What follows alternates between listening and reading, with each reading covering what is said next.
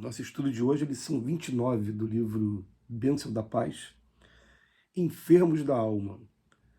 Não são os que gozam de saúde que precisam de médico. Jesus, Evangelho de Mateus, capítulo 9, versículo 12.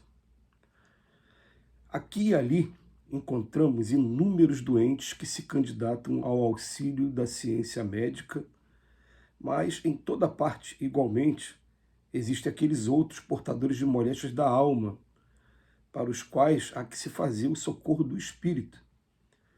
E nem sempre semelhantes necessitados são os viciados e os malfeitores, que se definem de imediato por enfermos de ordem moral quando aparecem. Vemos outros muitos para os quais é preciso descobrir o remédio justo e às vezes difícil, de vez que se intoxicaram no próprio excesso das atitudes respeitáveis em que desfiguraram os sentimentos, tais como sejam. Os extremistas da corrigenda, tão apaixonados pelos processos punitivos que se perturbam na dureza do coração pela ausência de misericórdia. Os extremistas da gentileza, tão interessados em agradar, que descambam um dia para as deficiências da invigilância. Os extremistas da superioridade, tão agarrados à ideia da altura pessoal que adquire a cegueira do orgulho. Os extremistas da independência, tão ansiosos da própria emancipação, que fogem ao dever caindo nos desequilíbrios da licenciosidade. Os extremistas da poupança, tão receosos de perder alguns centavos, que acabam transformando o dinheiro no instrumento do bem e do progresso, na paralisia da avareza em que se lhes arrasa a alegria de viver. Há doentes do corpo e doentes da alma. É forçoso não esquecer isso, porque todos eles são credores de entendimento e bondade, amparo e restauração. Diante de quem quer que seja em posição menos digna perante as leis da harmonia que governam a vida e o universo, recordemos as palavras do Cristo. Não são os que gozam de saúde que precisam de dinheiro. Quando a gente vai falar de enfermidade, a OMS hoje ela já traz uma definição de saúde bem mais ampla do que um tempo atrás, e dentro desse conceito eu me lembro que você vai encontrar saúde mental. Hoje o Emmanuel tem a preocupação de falar para a gente das moléstias do corpo e das moléstias da alma, e tivemos a oportunidade recentemente de fazer o seguinte comentário.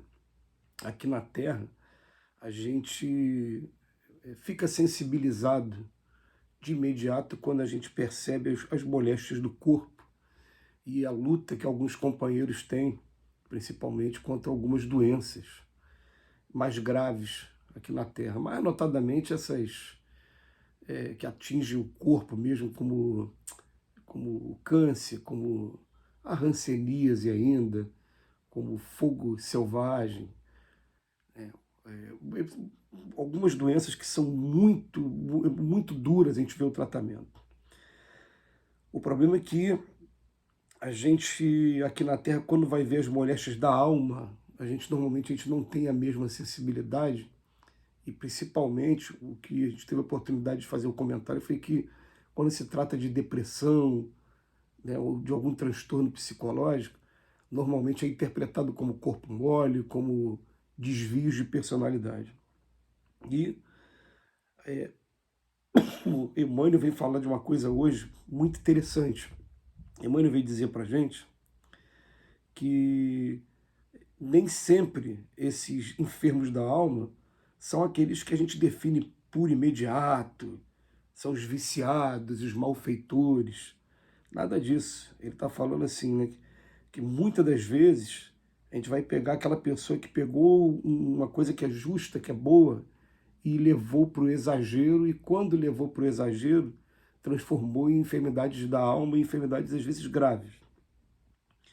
E ele até coloca aqui para a gente, né? Se intoxicaram no próprio excesso de atitude respeitável. Se intoxicaram no próprio excesso de atitude respeitável. E acabaram desfigurando o sentimento. E aí ele vai pegar 5 exemplos para a gente analisar, né, o que acontece. É o primeiro que ele coloca. Os extremistas da corrigenda, aquela pessoa que quer estabelecer uma disciplina para si mesmo, que reconhece que necessita de disciplina. E ele aplica uma disciplina mais rigorosa para si mesmo e, sem perceber, acaba aplicando também essa mesma disciplina para os outros, não respeitando o momento dos outros. Então ele coloca aqui, os extremistas da corrigenda tão apaixonados pelos processos punitivos que se perturbam na dureza de coração pela ausência de misericórdia.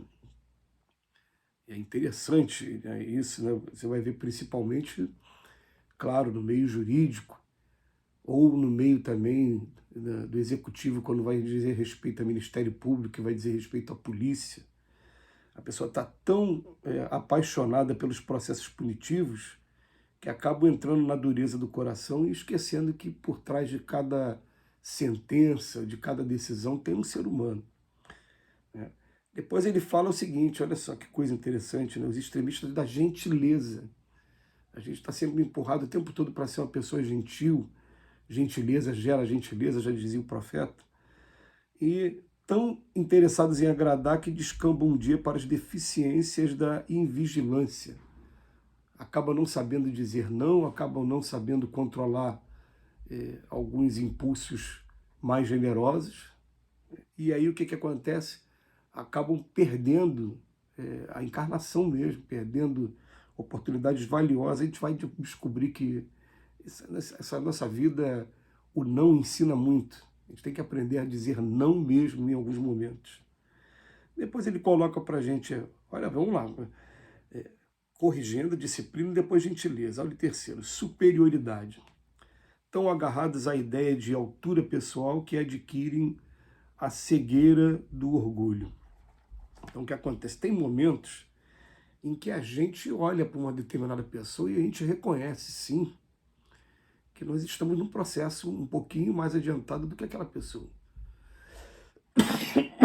Hoje a gente olha, assim, aquela pessoa que está mergulhada num determinado vício, a gente olha para ela e fica, meu Deus, eu já devo ter passado por isso um dia, ou já passei até mesmo nessa encarnação, e graças a Deus não estou mais nisso. E a gente olha para aquela pessoa e fala, não, nesse ponto eu estou à frente dessa pessoa. Mas depois eu fico tão agarrado à ideia de altura pessoal que eu acabo adquirindo a cegueira do orgulho. E é bom te colocar o tempo todo aqui na nossa mente que nesse mundo aqui ninguém é superior a ninguém.